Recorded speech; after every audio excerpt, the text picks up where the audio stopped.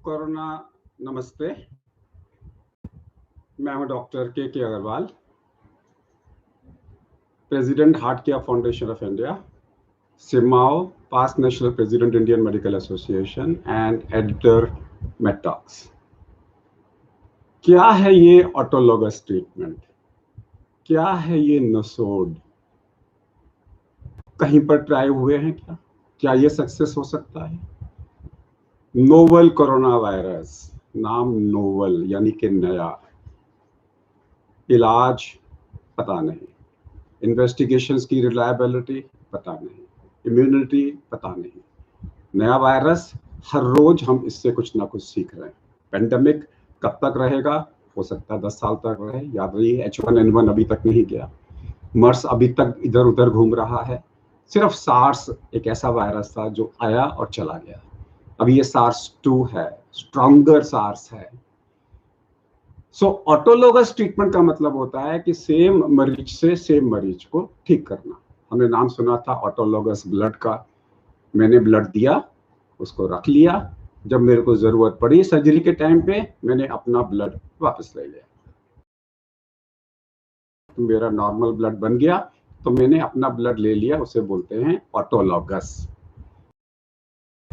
अब हमने सुना प्लाज्मा थेरेपी के बारे में कि जो ठीक हो गया उसकी एंटीबॉडी आप एक जिस आदमी के वायरल लोड ज्यादा है उसको दे दो, उसको न्यूट्रलाइज कर दो, आपको कुछ दिन मिल जाएंगे।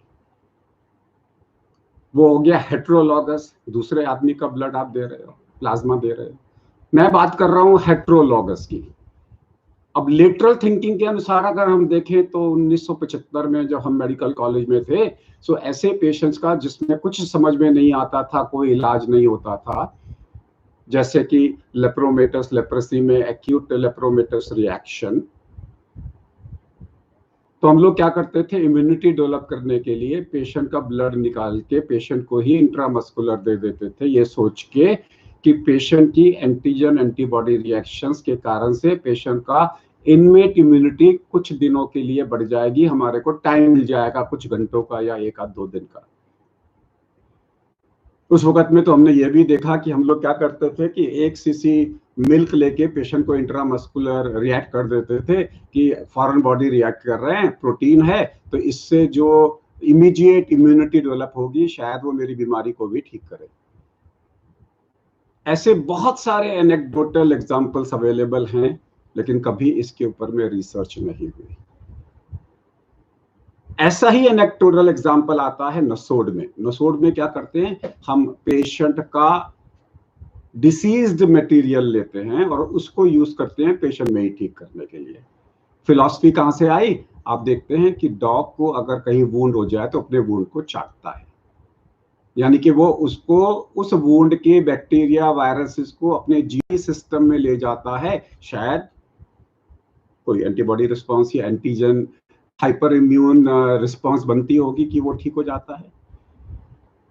फिर जर्मनी में उन्होंने क्या किया कि सारे एनिमल्स के अंदर में एंटीबायोटिक देने के बदले उन्होंने पेशेंट का, डॉग का या एनिमल का डिसीज्ड प्रोडक्ट ले लिया, उसको इनएक्टिवेट करके वेरियस डाइल्यूशंस में, वेरियस पोटेंटाइजेशंस में उन्होंने उसी डॉग को दिया।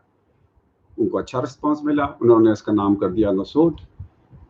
फिर होम्योपैथी वालों ने इन्फ्लुएंजम निकाला, ट्यूबरकुलम निकाला, नॉन स्पेसिफिक नसोड्स निकाले उन्होंने,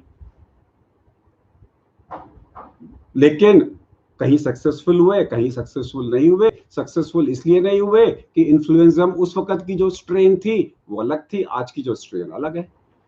सो ऑटोलोगस में ये नहीं होना चाहिए। फॉर एग्जांपल, एक नसोड का पेशेंट है, माइल्ड है, उसे हाई वायरल लोड है, आपने चेक कर लिया उसका वायरल लोड काफी हाई है।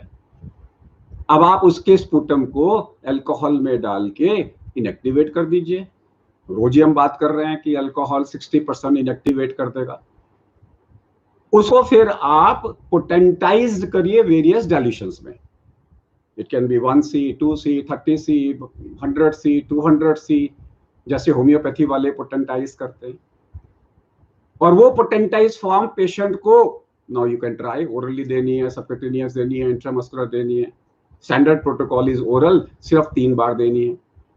और ऐसा होगा तो होम्योपैथिक प्रिंसिपल्स में अप्लाई। शुरू के अंदर में वो डिसीज एग्रेवेट होगी, यानी कि वायरल लोड बढ़ेगा और 12 घंटे के अंदर अंदर वायरल लोड कम हो जाएगा। चेक करके देख लो। और अगर इसका रिस्पॉन्स आ जाता है 5 पेशेंट्स में वर्सेस 5 पेशेंट्स कंट्रोल में, तो एक नई थेरेपी निकल के आ जाएगी। फार्मा इसको सपोर्ट नहीं करेगी, ऑटोलॉगस है। देखिए आयुर्वेद 100% ऑटोलॉगस है, से इंडिविजुअलाइज है, पर्सन सेंट्रिक है। ये जो मेडिसिन की बात कर रहा हूं मैं, पर्सन सेंट्रिक की बात कर रहा हूं। ये एक से दूसरे में काम नहीं करेगी, क्योंकि ये सेम स्ट्रेन ऑफ वायरस में ही काम करेगी। कोरोना के भी 3 स्ट्रेन इंडिया में घूम रहे हैं। I think Central Council of Homeopathy, I think Ayush Ministry, I think Ayush departments of various states should think about it, look into it. Take 5 patients who are mild. I'm not even talking कि आप serious patients में try करो। हालांकि serious में भी try करते हो, कोई हार्म नहीं है इसमें, क्योंकि you are not giving outside blood. कोई सेफ्टी आपको नहीं चाहिए, कोई क्वालिटी नहीं चाहिए। अगर एक पेशेंट का कोविड का पेशेंट है, वो अपने स्पूटम को निगल रहा है कि नहीं निगल रहा? निगल रहा है। अगर वो निगल रहा है, वही आप कर रहे हो, उसी के स्पूटम को इनएक्टिवेट करके उसको ओरली दे रहे हो, लेकिन पोटेंटाइज करके, because it works on the principle of homeopathic principle कि जितना डाइल्यूट करोगे उसका इफेक्ट अपोजिट होगा। यानी कि most diluted form will kill the same virus जो आपने इंजेक्ट किया है। स्पेकुलेशन है, हाइपोथेसिस है। Why only hypothesis should come from America और from other countries? Why can't it come from my own India?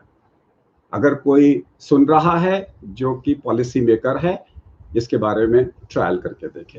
हालांकि मैं हार्डकोर मॉडर्न मेडिसिन डॉक्टर हूं, लेकिन सब सिस्टम्स ऑफ मेडिसिन के बारे में जानकारी रखता हूं, और I am very clear, autologous चीजें हार्म नहीं करती। कोरोना नमस्ते।